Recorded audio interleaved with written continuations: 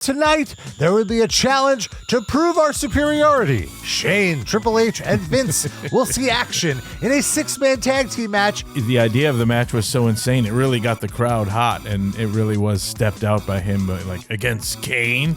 Oh, are you kidding me? And The Undertaker? What? And The Rock? I didn't even expect the level of bait and switch that happened tonight. We'll get to it later. It's a hunka burning wrestling. I just came up with that one right there. Yeah. Oh, welcome. Really? On the spot? On the spot. On the high spot. Hey now. Welcome to Tales from the Attitude Era. As always, I'm Rob Pasbani from The Stunner, joined by former WWE writer and all-around great guy, Tommy Blacha. Welcome. Nice. Oh, you didn't even tell people that SmackDown's from Memphis, so the hunka burning wrestling. Oh, that's right. Even less relevance. Right. Which I like. That's a good point. Yes. Well, SmackDown is in Memphis this evening. You're doing a whole Tennessee loop this week at the Pyramid Arena. We're reviewing the SmackDown from June 22nd in the year 2000. Any Memphis memories? I guess Jerry Lee Lewis was in the crowd as well. Right. Did you get to say hello to him at all, or anything like that?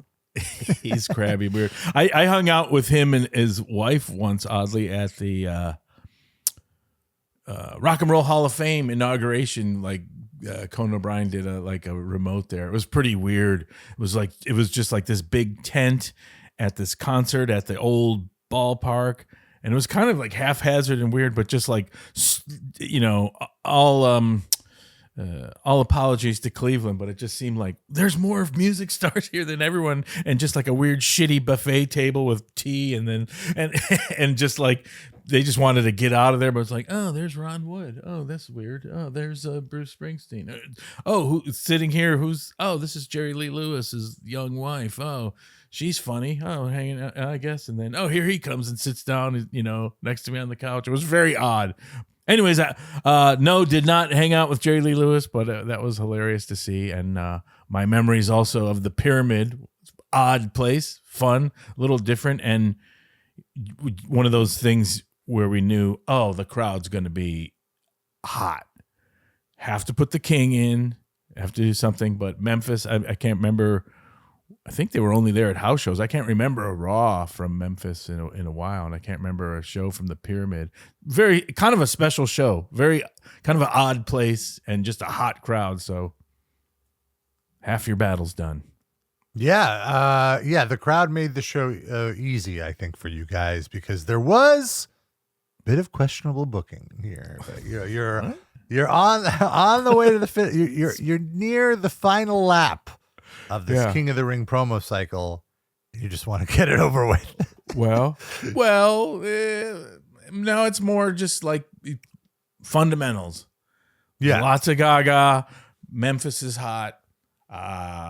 Heels are going to rule. Get their comeuppance at the pay-per-view. It's called fundamentals. Look, fundamental basketball. Play defense, score more. That game was boring. Way won. What are you talking about, Pasbani? The name of the game.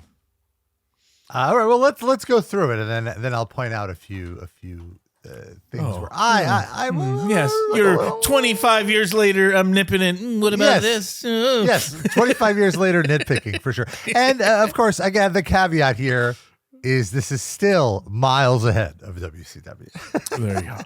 And where did you learn that word, caveat? You didn't learn it in public school in New York. You learned it from Vince McMahon, I guarantee. Oh, probably. Caveat. One of his favorite words. Well, the McMahon-Helmsley Faction starts the show, which is a bit of a rarity for SmackDown. And I have to say, I definitely have McMahon-Helmsley Faction fatigue. It's starting to feel like I don't want the steak and potatoes anymore. We always talk about that. Vince McMahon saying, you go to a restaurant with steak and potatoes, steak and potatoes. What do you order? Steak and potatoes. It's been too much steak and potatoes. Whenever I'm always trying to look for the positive in the negative. So if you're tired of it, then that becomes time for maybe there should be some cracks showing in it. And it should fall apart because you, as a viewer who are tired of it, and if that's in the zeitgeist, so to speak, then people would enjoy seeing it crumble. Am I wrong? Yes. Give us hope. Yes. Of this thing, because it's just feeling like, well, like you said anyway, you said on the show last week where the main event angle peaked the week before, so you're kind of just stretching now. Right. And so they come out. It's Vince, Shane, Triple H, and Stephanie. Triple H has the mic first. He starts, "As much as I disagree with your decision to put my title on the line," and is cut off by the crowd chanting "asshole." Nice. Yeah. "Just the thought of Kane, Undertaker, or especially The Rock pinning Shane, or even you, Dad, makes me want to puke." Great line, because it's like, obviously they're not going to pin Triple H. They can't trust each other, Triple H is saying about the other team. We know we can all trust each other. When it's over, you can trust that I'm still the game and I will still be WWF champion, because this is the most important thing in my life. More important than Stephanie? Yep. Of course. Vince grabs the mic and says, "The most important thing isn't the WWF championship. It's not money. It's family." Triple H, you have family with the capacity of generosity and sensitivity that you could ever, with more capacity and sensitivity for, I don't know, I messed up this. Oh my God, get Pasbani out of the ring. The most important family value is love. One must love a meddlesome shrew like my wife to forgive her. One must love a non-respectful son-in-law to forgive him. One must love your son and daughter. If you love, you put challenges in front of them to see them succeed. So tonight, there will be a challenge to prove our superiority. Tonight in this very ring, Shane, Triple H, and Vince will see action in a 6-man tag team match against Kane, Undertaker, and The Rock. Shane and Triple H immediately walk out. They're like, "This is BS. We're tired of this." And Vince says, "Don't make me have to take on all 3 of those by myself tonight." Michael Cole questions, "What is Mr. McMahon thinking? What is Mr. McMahon thinking?" Just to step this out, it was a little more exciting because, well, first of all, the crowd was so hot, but also it was such an insane match. At this point, it's like, yeah, I got to do the same thing over and over. But the idea of the match was so insane, it really got the crowd hot, and it really was stepped out by him. But like, against Kane? Oh, you're kidding me? And the Undertaker? And what? And The Rock? It really was like, you know, it's like a mystery movie, like a murder mystery. Mm-hmm. For me, this whole thing was like, ooh, the setup is everything. It'll never pay off. Like, of course, you know, later you're going to know, like, oh, it was a big gaga schmaz. Like, what did you expect? But you know what I mean? But the setup is so like, who did it? Or, you know, like all those movies. And at the end, like, well, someone had to, here we got to figure out who the killer was. Okay, it's that person. It's never that satisfying, but the setup is more satisfying than the payoff. So, but it was, for some reason, it was like, it really worked for me. It was like, he's nuts, you know, like, and you, as an audience member, you're like, well, how are they going to get out of this? Yeah. Well, so as a smart mark, I typically, just from being so let down in the past, right? I always groan when they book the main event of the pay-per-view the week before the pay-per-view. Right. Because it's clear they're not going to give us that match, you know, because they're saving it for the show. And so it's, and I didn't even expect the level of bait and switch that happened tonight. We'll get to it later. Right. So I'm already like, oh, all right, well, whatever. All right. I guess there was a part of me that was like, okay, how are they going to get at it? Like, what shenanigans will there be? But it's just the same shenanigans we've been seeing for the last 6 months. Sure. You know? But did your thumb go to the off button of the remote? No. Well, no. Well, then we wouldn't have a show. Yeah, let's that's it. I'm not watching the rest. We're out of here, folks. But yes, fair enough. There is some intrigue. It's like I've psyched myself out. Like, oh, nothing's gonna happen, but what will happen? I guess there's always that. That's all you need is that crack of like, or is Triple H gonna turn on his dad or something? You know, you're still like, probably not, but French. Trish and TNA are coming out to the ring after the break. As they make their entrance, we cut to the back. Shane is getting in a limo. Triple H stops him. He says, I'm not doing this by myself. He pulls out Shane. He says, if I'm doing it, you're doing it. So maybe these are these cracks that you were talking about in the faction. Michael Cole lets us know that WWF.com is relaunching on Monday. Well, at the time, I think WWF only was second to like the Pokemon website in terms of hits of any website. So you always put some historical context. In the year 2000, websites. I always felt wrestling fans were always ahead of the curve with technology. Oh, absolutely. Wrestling and porn, right? It's ahead of everything and internet technology, whatever. Because at this time, if you remember, because I remember it was this kind of like, it just was getting evident to all companies, like whether you're like John Hancock Insurance, like, do you have a website? You know what I mean? It still wasn't 1999. Not everyone had a website, for why, and old, it still was that kind of transition. I think it's solidly known year 2000 now, like, I don't care what kind of company you are, you need a website, period. And that was, that tidal wave was just there. And then people would look to like, I think, what did they call it? Even in there was a part of the company called New Technologies or something, New Media. There's all these like New Media, phraseology, but so people would then look like whatever. I use John Hancock because I know for a fact that they were like, oh gosh, we need to have a website. We got to start hiring more people here. We're an insurance company that's been around for 80 years or whatever, and then like, oh, look to what do they do? Like, what? When you looked at the analytics, it's like Pokemon, WWF, and everyone else like trailed behind, which is I can only hilarious. imagine. I had a wrestling website in the year 2000. I think we've discussed this before. You're ahead of the curve. My website was getting like tens of thousands of views, and I'm like just leeching off WWF's copyrighted content. I can only imagine how much the main site was actually getting. And WCW.com as well. Fun time because, as you know, it's like the Wild West where like, what young Rob Pasbani doing illegal? Well, technically, I guess, I don't know, the internet copyright. Well, sure, chase him down. There wasn't enough apparatus. I did get chased down. I got a cease and desist for because I would do pay-per-view coverage.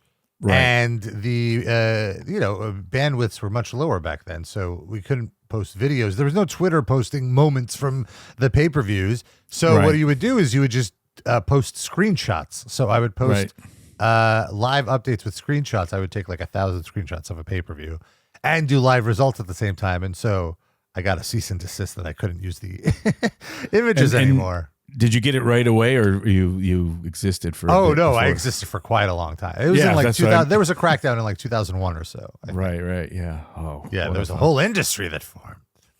Yeah, absolutely. Yeah, there was people making money on just like, oh, I'm going to buy these names of domain names. You know what I mean? Like, and other people would. I remember some kid owned Gangrel, and WWF bought it from him. Just some like kid, like some like, I don't know, some emo goth kid had the rights to Gangrel.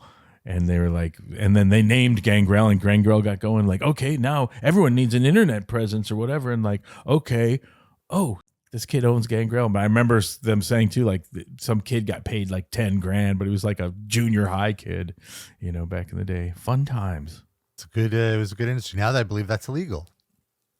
Can't do domain squatting anymore.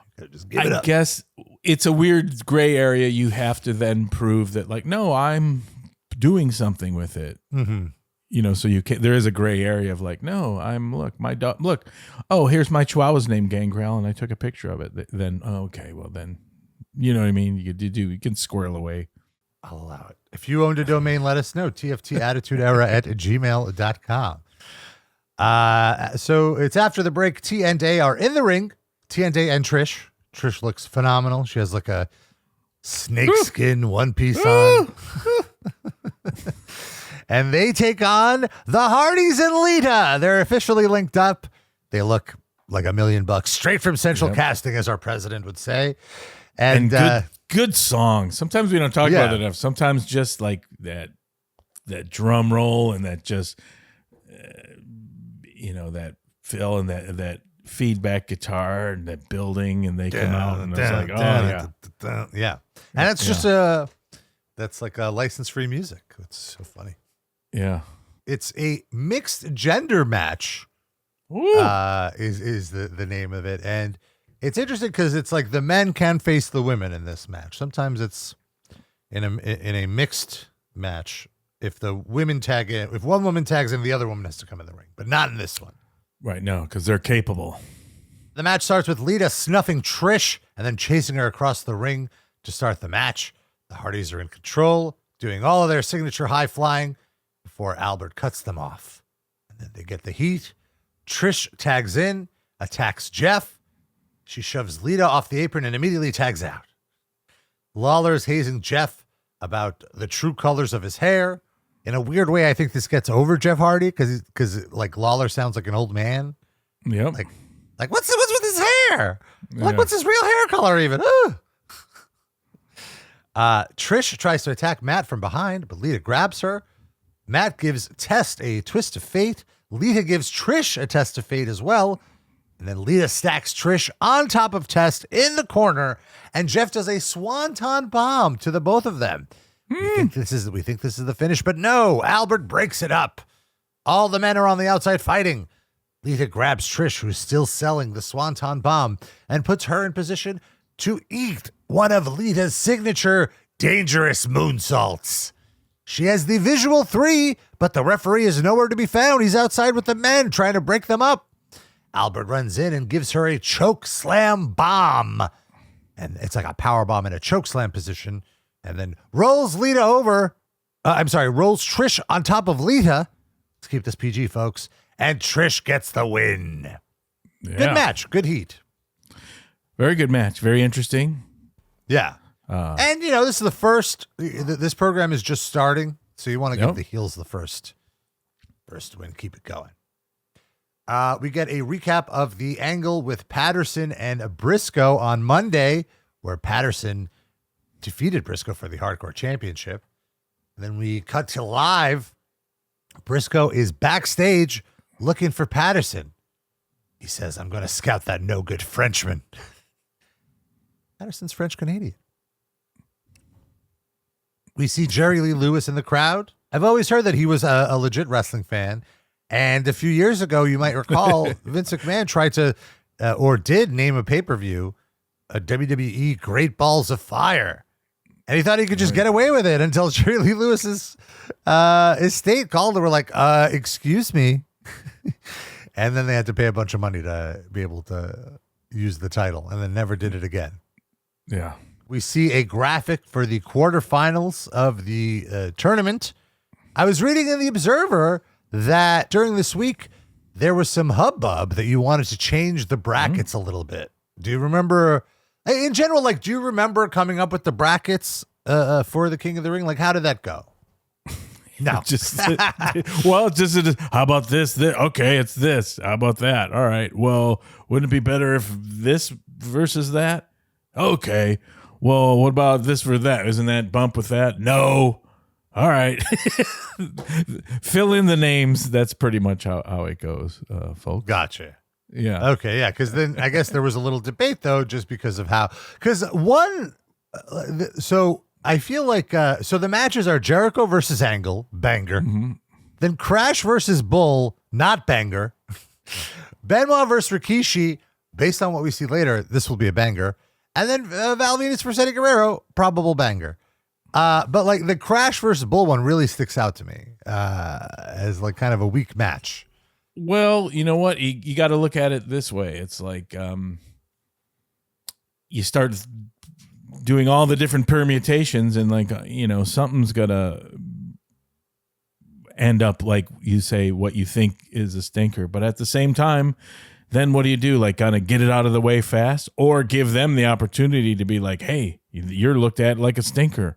Maybe you should rise up and then here's the opportunity to do something with it, to because it's like football player gets injured. Oh God, the star linebacker's out. Here's the second string guy. Oh, hey, no one likes you. They think you're going to stink. This is your chance to make a star out of you or whatever. So for every time there's a stinker, there's an opportunity to do something, or maybe somehow, you think about like, oh, is there a schmaz or something grows out of this or something weird or, that takes it away from just a regular fast match or, you know what I mean?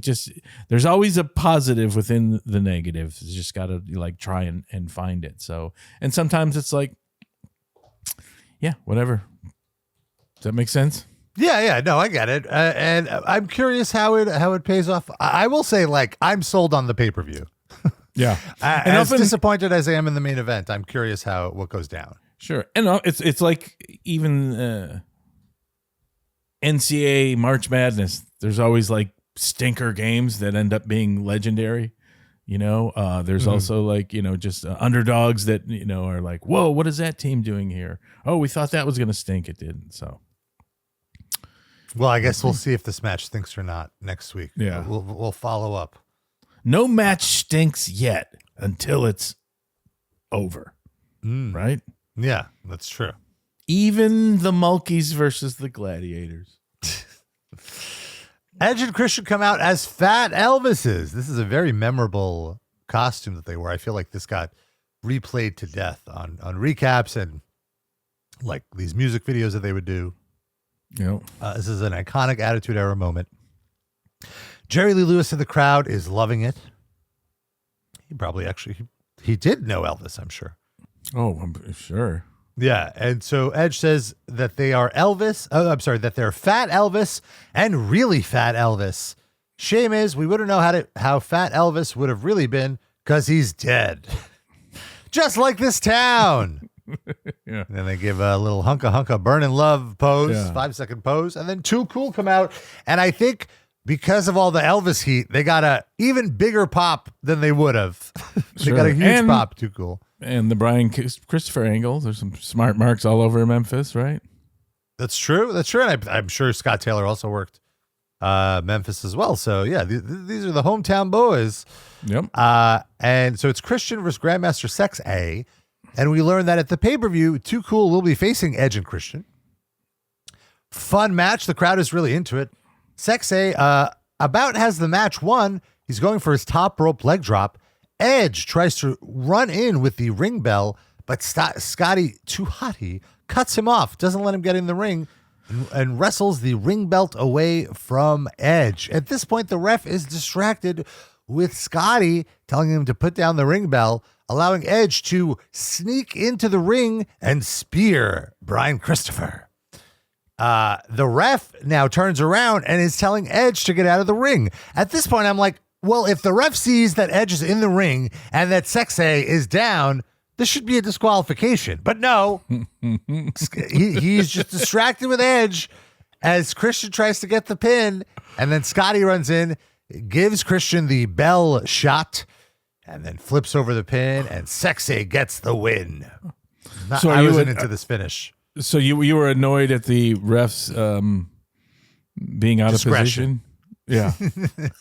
Which it's funny because it's just, well, now that's obviously a time-honored thing is the ref, he can't see. I mean, since way before both of us were born. No, but he turns around and he sees Edge is in the ring and the other guy is down. It's clear what happened. Right. I get what you're saying. I'm just saying it's a new level of smart markism to like, well, the ref. You know what I mean? It's still like in the old days, I guess the obviousness of like the ref isn't looking the right way, but I'm trying to make a point where like you're a smart mark, you're advanced, but still it's the same kernel of like, just ref. Hold on. Are you calling me a mark? You're calling me a mark? You're a mark. Yeah. It's just like I'm a much more sophisticated wrestling fan than those boobs in the 50s. But what I'd like to say is this ref, what is he doesn't clearly get off your knees, ref. You're blowing the game. Yeah. It's infuriating. The actions of this ref is infuriating. Young Rob Pasbani. That's all I'm just enjoying it. And also I want to say, since it's very rare, I feel in WWE the way things happen, for the champions to defeat the challengers the week before the pay-per-view. When that does happen, I think that is a bit of a tell that Edge and Christian are going to win at the pay-per-view on Sunday. Whoever wins in the setup matches is typically the opposite of who wins in the actual matches, unless you're just dropping the guy out. So that's when the young Rob Pasbani can be like, this is what's going to happen next week. And then your parents can be like, oh, how do you know that? Because I'm good at pattern recognition, Mom and Dad. Yeah. It wasn't my parents. It was my friends who I was just getting into it. Yeah, who weren't quite smart marks, who were very casual. And I'm like, oh no, this just means like, oh no, they're like another trope, another giveaway, much like in the Hardies match, was when Jeff hit his finisher, the Swanton, and the pin got interrupted. That's a tell that the Hardys are losing, because they're not going to do now. This tell doesn't exist anymore, because people will do the finisher multiple times in matches. But back then, you would only do your finisher once, and if you didn't get the win, that means you were losing. Right. Not anymore, though. Now they just spam the finishers. Yeah. So anyway, back to backstage. Dean Malenko's getting a massage from the Godfather's ladies. We're seeing the Godfather's ladies at this point more than we're seeing the Godfather. But I guess this is SmackDown, and you are making an active. I'm going to talk about it in a little bit, because you lost MCI as a sponsor, which was a big phone company at the time, and so you really are now trying to scale back the attitude on SmackDown. So Malenko's getting a massage, and Terry comes in the room, and she's like, "Hey there, Big D." Love it. Why didn't that nickname catch on for Dean Malenko? I don't know. And she says, "I have a proposition for you." Dean says, "That's what they all say." Terry says that she wants to have a mixed tag against Kat, and she wants Dean to be her tag team partner. Dean says that he's busy. Terry implies he's going to miss out if he doesn't. I'm guessing this means miss out on her giving herself to him. It was a little confusing, and he rushes out to find her. Where's the young smart mark Rob Pasbani telling his friends exactly what's going to happen now? What does that mean? Oh, I don't know. She's going to bone him? I don't know. Bone him. He's going to enter the bone zone. Still like a John Glazer joke. Backstage, Brisco is still looking for Patterson. I like that he's looking in the ice machine. He's looking in places that no human can fit. Right. You never know. Eddie and China are all smiles today. They're over their little tiff from Monday. And it's Eddie against the big boss man for the European title. And before the match starts, Boss Man lunges and shoves Eddie into China, knocking her to the outside. Boss Man's a house of fire. Boss Man gets a lot of heat in this match. And I have to say, as typical with an Eddie Guerrero match, this is a great match. I really like this is the best Boss Man has looked since he's come back on television. No surprise being with Eddie Guerrero. At one point, China tries to stop Boss Man as he's running the ropes. So he turns around, he rolls out of the ring, and he goes after her. She slaps him, and this is the big Boss Man. He's a southern redneck. He has no decorum, so he decks China. Oh. Big heat. And something I don't think you would do nowadays. Well, this is a former Intercontinental champion. That's true. Not just lady off the street. Come on. I'm just saying, I feel like the analogous today would be Rhea Ripley, and I don't think any man is giving her a forearm to the face. Like, they might do a move on her, but they're not going to strike her. Right. Well, but I think you must. China did have, she was just one of the boys as far as she was one of the boys. Yeah, competing. I'll give you that. Yeah. She's been in, No, I agree. I think I in a way I feel the not striking women rule could be construed as a little misogynist. I don't know. Yeah. This is what I love about pro wrestling. It brings up a lot of these points and these things that are in the zeitgeist about what's happening. It's good to talk about it, isn't it? No, it's pro wrestling. Just it's a weird reflection of like whatever, you know what I mean? And it never adds up. And then ultimately, as a booker, I'm just like, oh, how are people annoyed by this? How are people irritated by this? Oh, capitalize on that. You know, it's just an exploitative, carny business. Damn it, and I love it. You know, it's not about well, isn't that society's reflection? Yeah, right. People so we pissed. agree. People are annoyed. Absolutely. So as this is happening, as China gets decked, Val Venus, who is facing Eddie Guerrero in the first round of the King of the Ring tournament, runs out, grabs Boss Man's nightstick behind the ref's back, and strikes Eddie Guerrero from behind. Oof. Boss Man rolls in, and he almost had the pin. I'm like, oh my God, are we going to have a title change? But no, China grabs the belt and gives him a belt shot, and it's a DQ finish. A rare DQ finish, which this smart mark is fine with, because I did not want Eddie Guerrero to lose the European title to the Big Boss Man. And it makes sense within the story because China just got struck by the Boss Man and she wants her revenge. Right. And you know what? It's just the smarts of Eddie Guerrero too, the whole thing of this match where I felt like, okay, I'm not so sure I would have want to see the Boss Man selling this whole match and Eddie on the offense. And just that, I think even like the Boss Man, how he was moving or whatever, it'd be like, oh, what's the best, smartest thing to do? Just like Eddie's athleticism and selling the whole, just like they're just pros. I think that this was the best way to do it, and they did it. Yeah, no, I agree completely. This is, like I said, this is the best the Boss Man's looked in a really long time. And you set up the Val Venus match. Like you set up doubt that Eddie Guerrero could beat Val Venus because also he's hurt now. Val got to attack him. Good stuff. Kane gets interviewed backstage, says the WWF championship is what I want, and this Sunday it's what I'll get. Kat is dressing up in the women's locker room and asks a woman to put out that cigarette, please. And we actually see that the woman in question is Pat Patterson in drag. So he's been hiding from Brisco all day in the women's locker room, which is so funny. Why even show up to work? I guess he contractually has to show up to work. Don't tell me you've got a problem with this. No, I want to be clear. I love every moment of this. Every moment of this is so good. Well, this is also one of those good time-honored wrestling things where like a lot of people like, oh, even now you read stuff. This was the drizzling shit, but it's like, oh, they're so annoyed. I'm happy. Right?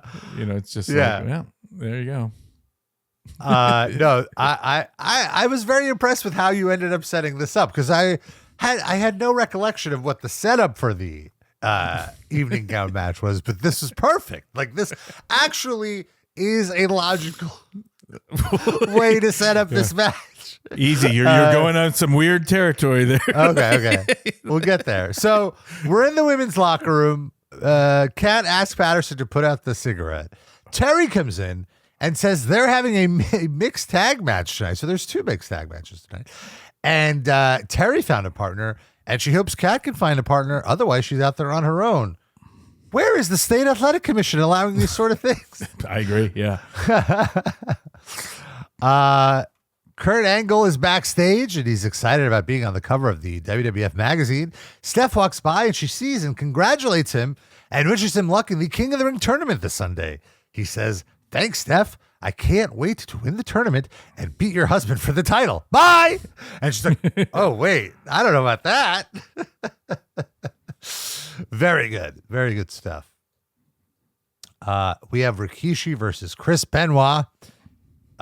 Maybe arguably the work rate match of the night. Sure. Very, very good. I really liked the thing about Benoit is he wrestles like no one else. And I don't really want to spend too much time praising Chris Benoit, but he works like no one else on the show. The whole match was him isolating Rikishi's shoulder and arm to soften it up for the crippler crossface. I love that. I love it.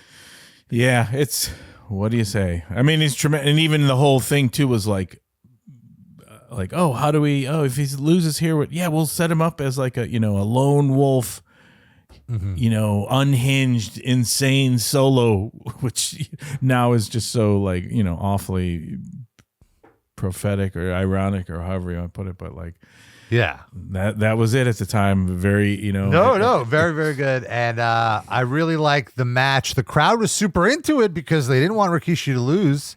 And Rikishi goes for a stink face at one point. Benoit counters a stink face into a crossface. and Rikishi counters the crossface into a belly to belly. Benoit's in position. Rikishi gets the bonsai drop. 1, 2, 3, a new champion.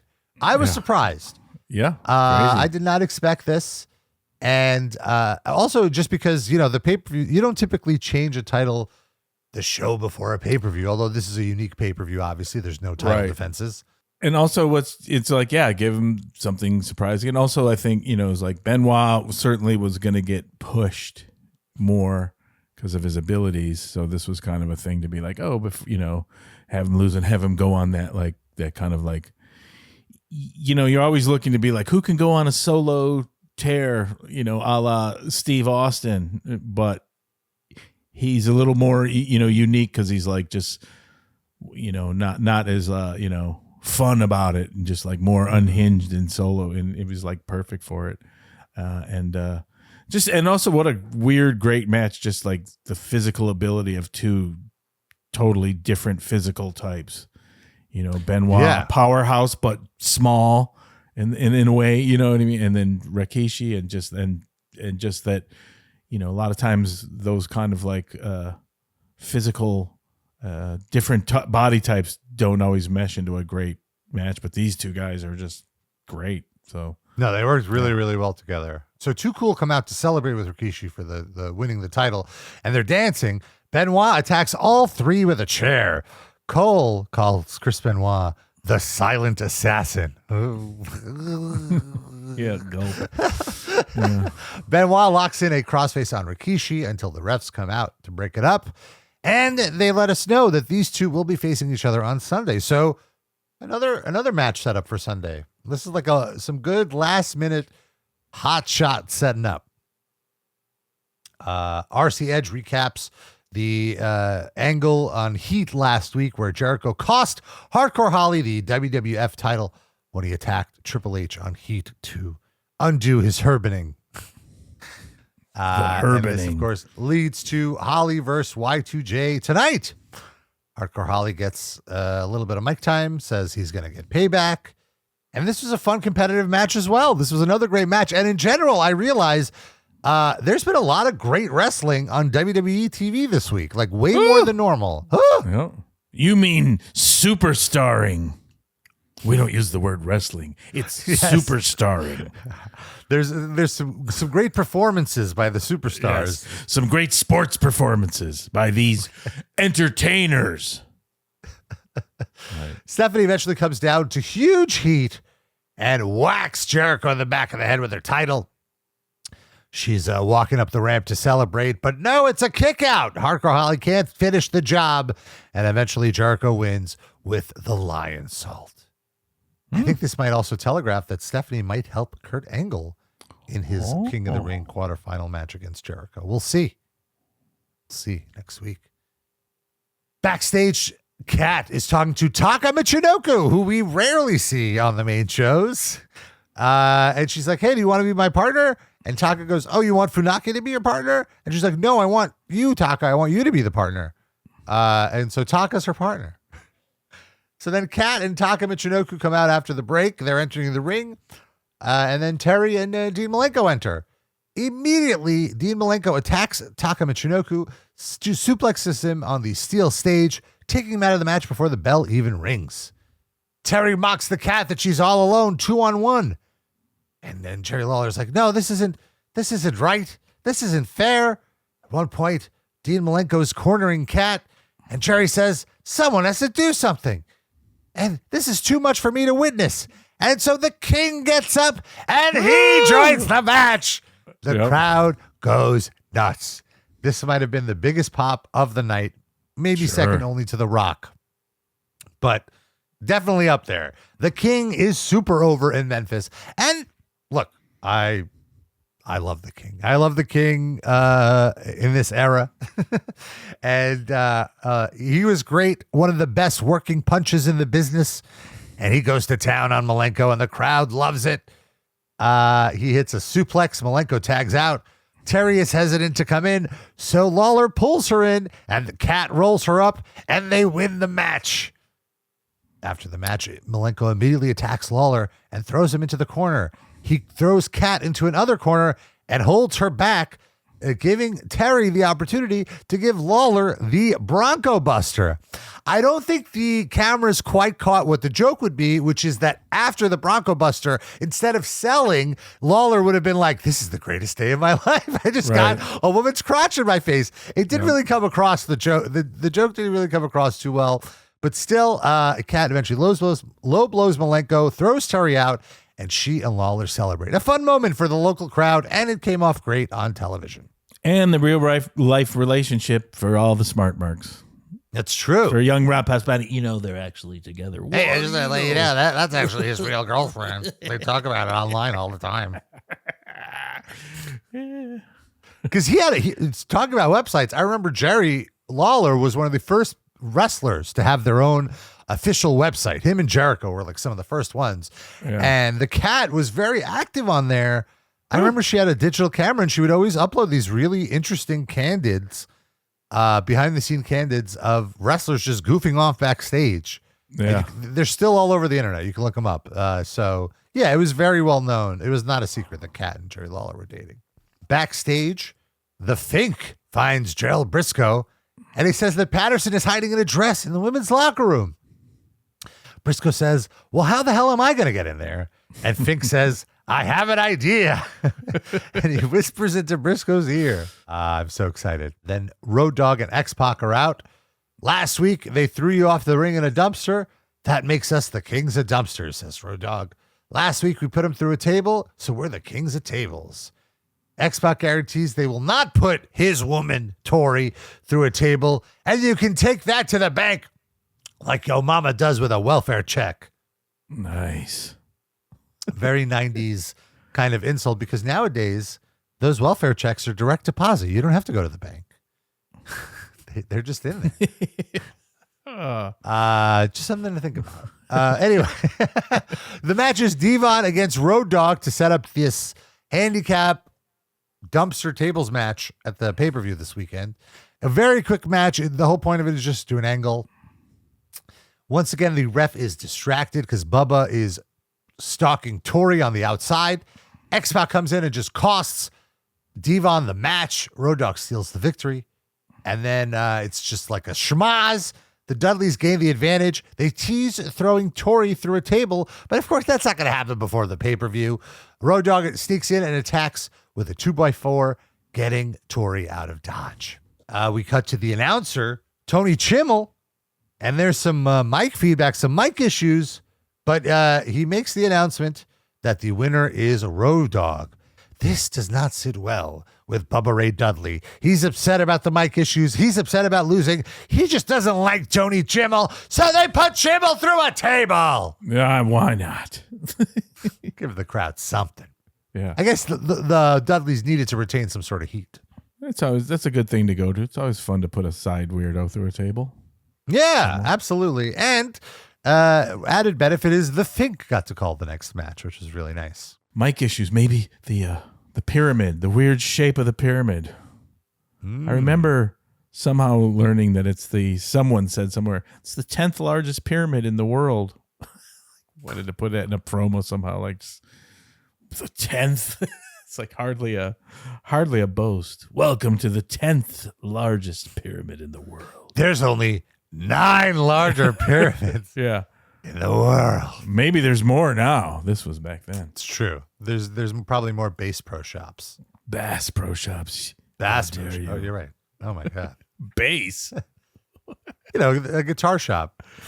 Oh, you should open up some bass music stores. Bass Pro Shop. Backstage, Mike Chioda is beside himself. He's laughing. He can't control himself. The camera pans, and it's Gerald Brisco looking like the ugliest drag queen you've ever seen. And Brisco says, "You think I want to do this?" I need to get this title back. Now come with me. Yeah. It's like, what? Now, this is following your perfect idea. Perfect. You think I want it? Like, really? Yeah. There's no other way. Yeah. After the break, Brisco storms the women's locker room and attacks Patterson, who's right there. All the ladies are in the corner screaming and yelling like, get out, get out. Yep. And then Patterson says, hold it. You told me you love me. And then he throws powder in Brisco's eyes. They roll into the hallway. They're rolling around, and all of a sudden, Vince walks into the shot. He's like, what the hell are you two doing?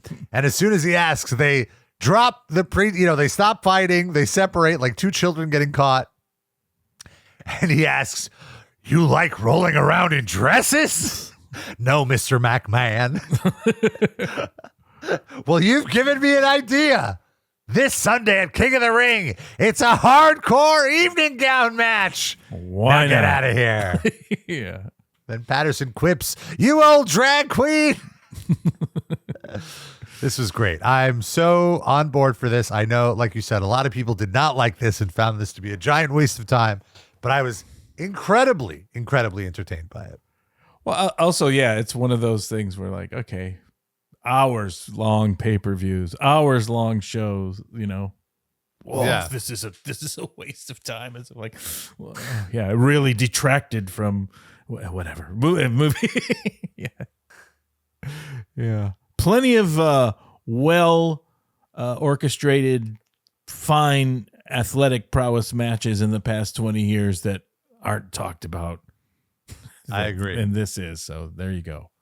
That's a good Sorry. point. That's a good point. Yeah. It's quite memorable. To this, like no one's talking about that Rikishi Benoit match anymore. Whatever people are still talking about to this day, this evening match. The drizzling can be incredibly entertaining. Yeah, and that we'll have to decide on Sunday or next week, right?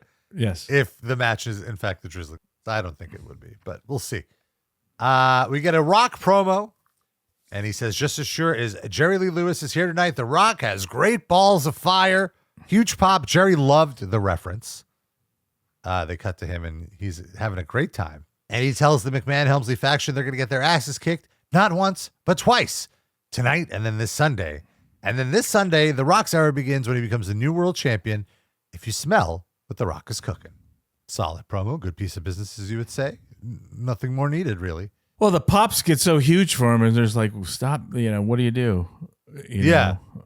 Why try something new? It works. Yeah. I mean that sincerely, with The Rock specifically. Yeah. And then the Fink is calling the main event, and it's so, like, he's the best. The Fink is my favorite ring announcer. He created the mold. He created the blueprint. And he came up with the new turn of phrase, which now is just like a giant hashtag. They use it in UFC. Yeah. That was all the Fink. So Fink calls out the main event, and the McMahon-Helmsley faction comes out first. Then come out Undertaker, Kane, and The Rock. And this is where I groan. Allow me to introduce you to your first series of opponents tonight is now a no DQ handicap match, announces Vince McMahon. And we get Road Dogg, X-Pac, and Bull Buchanan come out. And they immediately get disposed of. They do not even get one piece of offense in. They look like total scrubs, which I guess makes sense. They're far lower on the totem pole than these guys. Yep. Second series of opponents. So they get thrown out. Then Vince is like, bring out the second series of opponents. It's like, all right. And it's Kurt, Edge, and Christian. And these guys do get a little bit of offense in. They're not herbs. And then the first three guys, X-Pac, Road Dogg, and Bull, come in. So it's now a 6-on-3. They battle, and they get a little bit of an advantage. But eventually the faces, again, eliminate everyone. McMahon says, bring out the third set of opponents. It's Test, Albert, and Val Venis.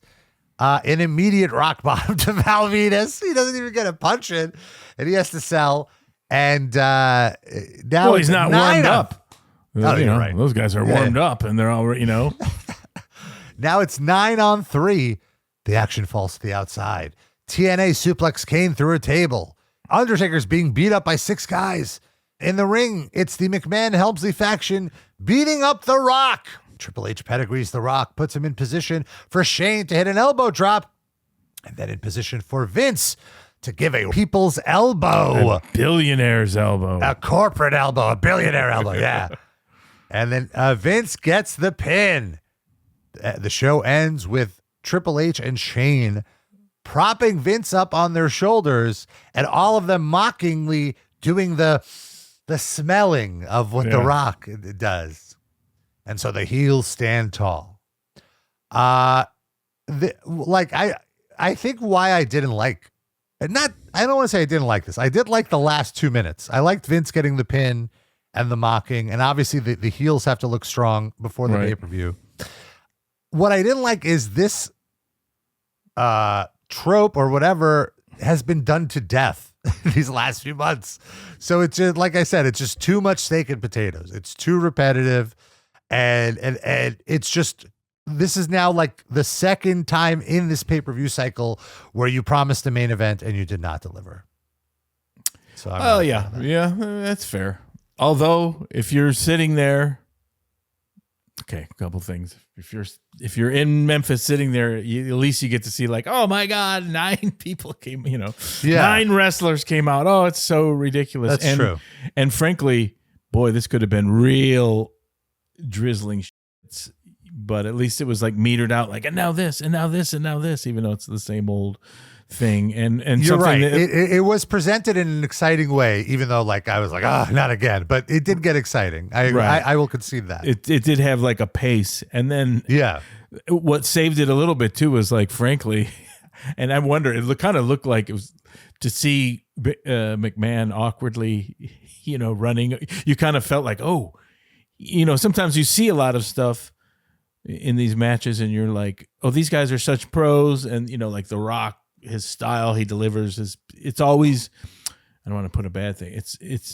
It's always perfect, and as it should be, because they're protecting each other. They're not hurting each other. You see McMahon out there, it's a little dangerous. You're like, oh God, he's going to trip on the Rock, and then like when he pauses for that, people's billionaire's elbow, you're like, is he going to really nail him in the face? Not storyline wise, but just like awkwardness wise. And it did look like he hit him in an odd place low. Like, so there's that weird element of like, oh boy, here, which always is in there with like Vince, because he's going to be insane. He's going to be stiff and, but not purposely, not Hanson stiff, but, awkward stiff.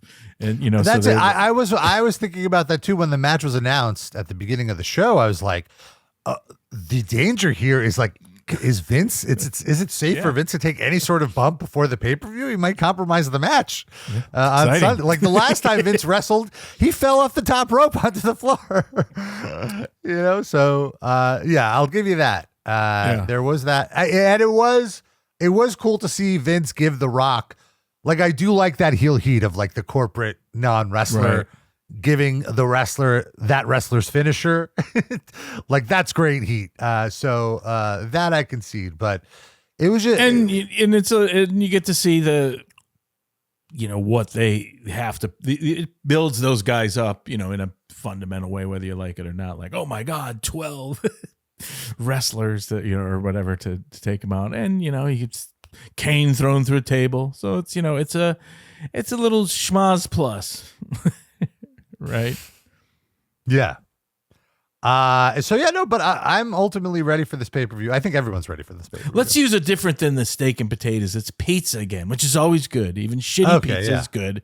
And then it's just like, oh, it's just a pizza with like more crazy toppings. Yep.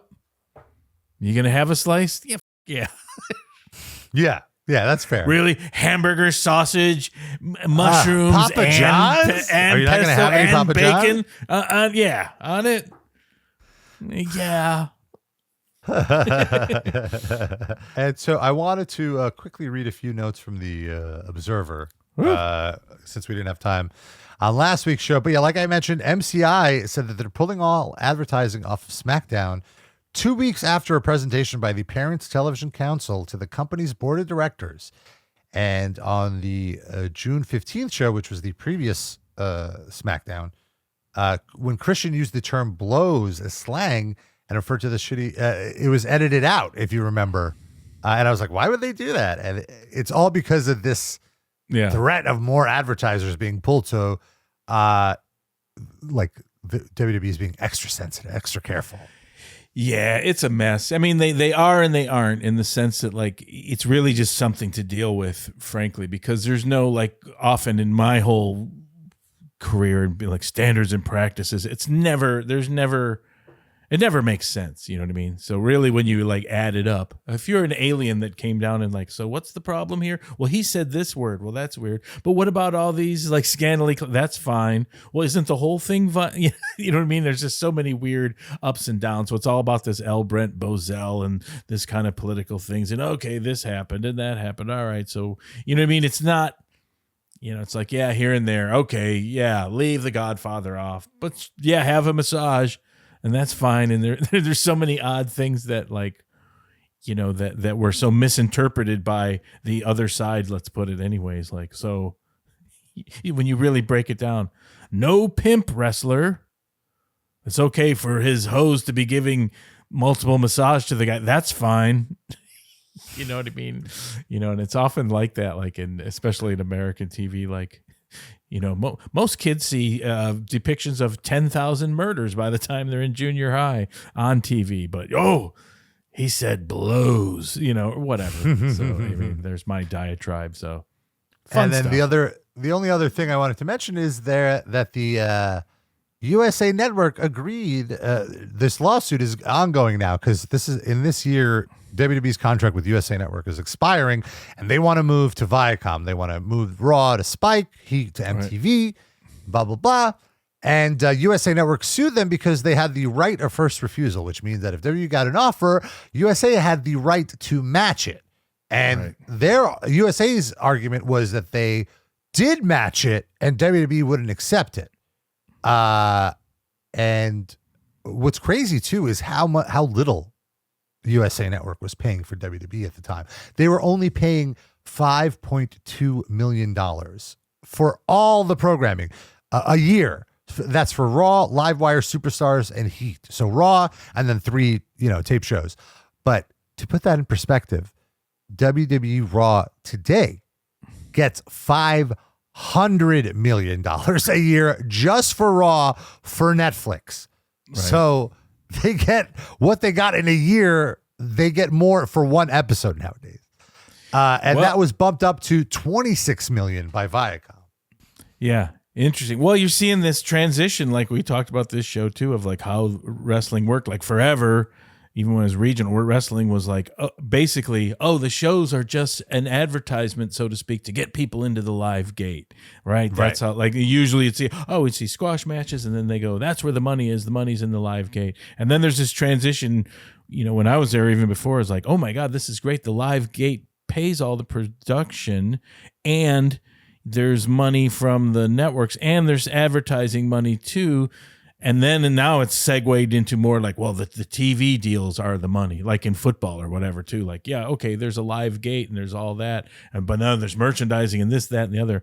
But then, the actual paying for it is huge. And now it's getting odd like that, where, like someone said, like they make so much money off the TV deal, but there's a missing element to like, so the ratings don't matter for this contract cycle, but then it's going to matter when the deals come up and like, we're not paying that much anymore because not that many people are watching. You know what I mean? There's a false thing a little bit now where like, holy smokes, like the networks can't, like Fox can't be like, we're unhappy. Not that many people are watching because we're paying so much for these few years. So, we'll see. Someone made the quote too that like the whole, like they could turn over whatever TKO and WWE to just like morons, and it would still be profitable for 3 years, no matter what. Yeah, at this point, they can like it doesn't even matter what the booking is.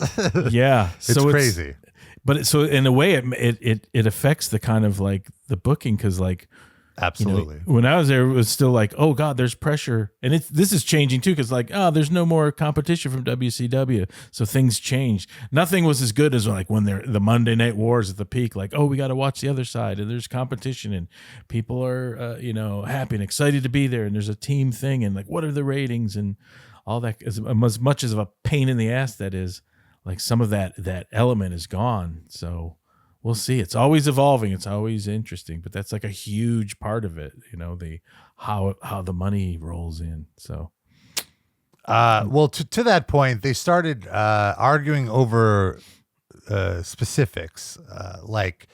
They're arguing that they did match it, but then WWE says, well, their offer was USA's offer was a couple of million short, and USA countered by saying that part of the deal from MTV was something like an $8 million marketing budget to promote the shift of the shows to the new channels. Right. And USA Network arguing they shouldn't need to match that because there wouldn't need to be any marketing because nothing is moving.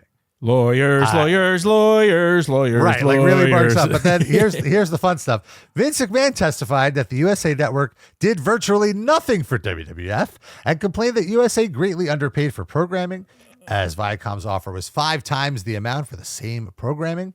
He also complained that the USA Network preempted the show every year for the U.S. Open tennis and for the Westminster Dog Show, claiming it was stupid and archaic, and nobody watches those shows. Yeah. No, and he's not wrong, I agree. I thought it was so, and I believe like the ratings completely eclipsed that, like the Westminster Dog Show wouldn't even get like a 1 rating, but they did have big dog food sponsors, so that's where the money came from. Well, it was even odder than that, because we talked about it, and Vince was even like, I remember always like, that is so weird. What is it? And it's kind of like, you couldn't really follow like an actual like linear fiduciary logic about it. And you kind of wondered, is it just kind of appeasing a sort of old school highbrow clientele, so to speak, but this dog show and just being like, it's just like, these are some old chestnuts with some old super rich folks that like it, and it makes sense through the hierarchy of USA or whatever. So it is one of those things that's kind of odd. It doesn't always boil down to like, well, here's why that makes sense. Not necessarily. So, but the thing that was always I enjoyed about Vince McMahon was like, as you look at this, like, oh, so they're being sued and there's some controversy. Fucking loved it. Like he said, if I'm not being sued, I'm not doing something right. He's paying a lot of lawyers, a lot of stuff. And he's like, well, yeah, this is more exciting, more chaos, more wrong. And, and then you realize like, oh, that is this kind of business. That's how it gets done. You know what I mean? Sure. There's contracts mean nothing in a way.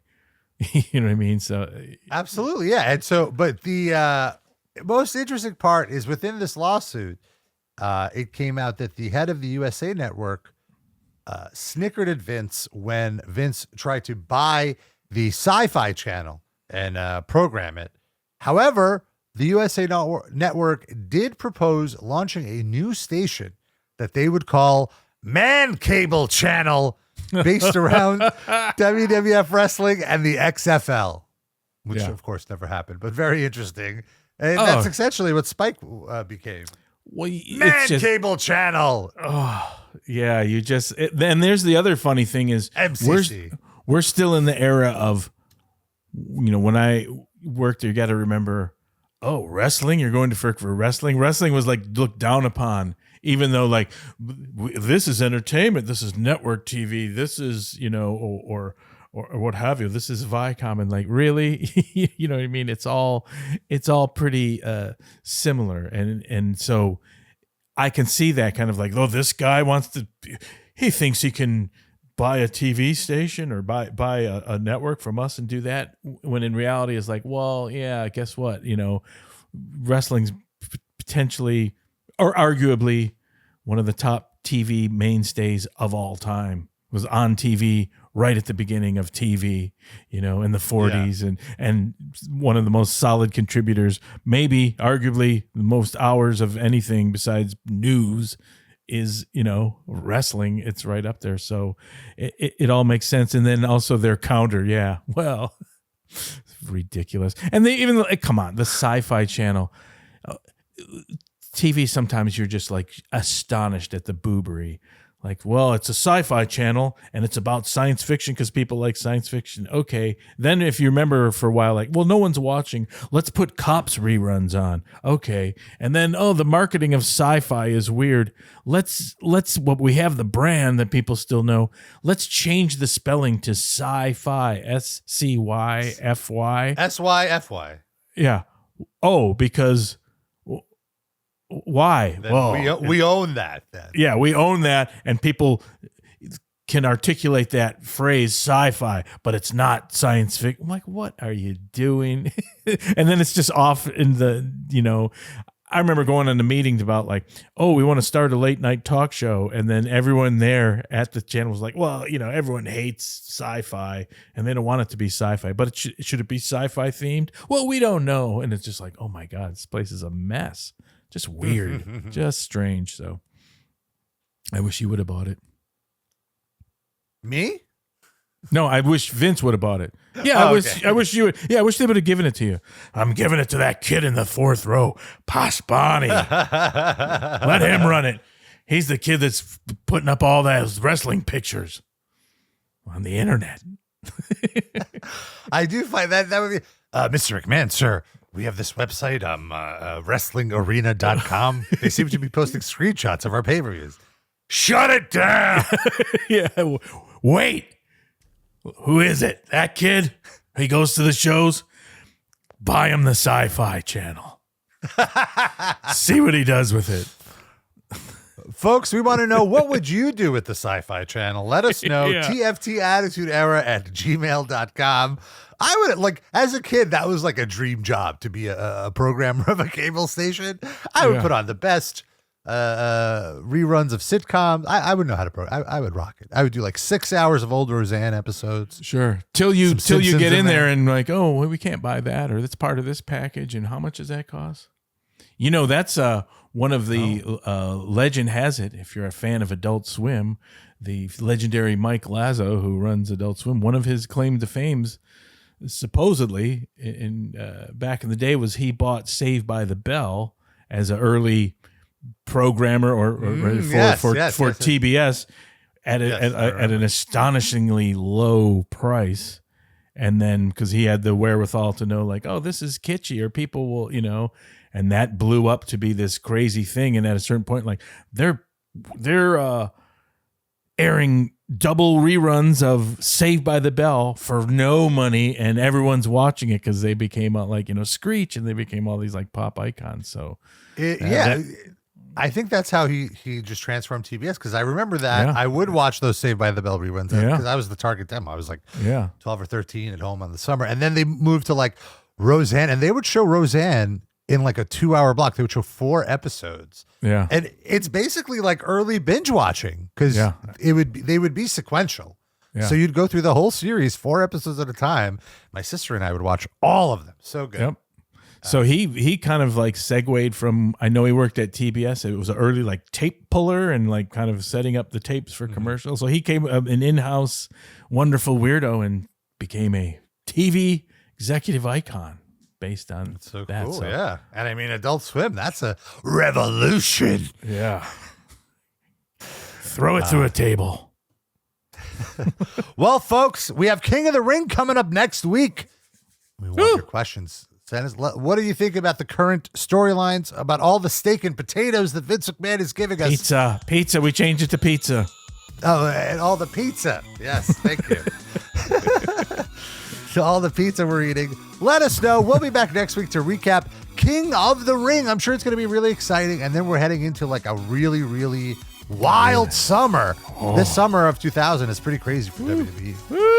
So stick around with us. We'll have more Tales from the Attitude Era.